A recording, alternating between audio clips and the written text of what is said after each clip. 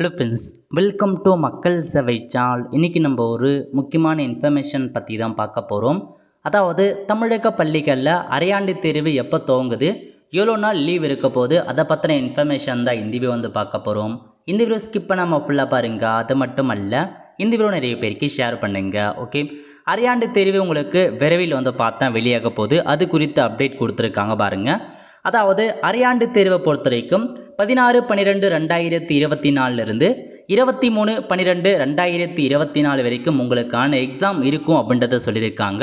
So half yearly எக்ஸாமுக்கான லீவை பொறுத்த வரைக்கும் 24/12/2024 1/1/2025 வரைக்கும் உங்களுக்கான எக்ஸாம் இருக்கும், லீவ் இருக்கும் அப்படின்றத சொல்லியிருக்காங்க.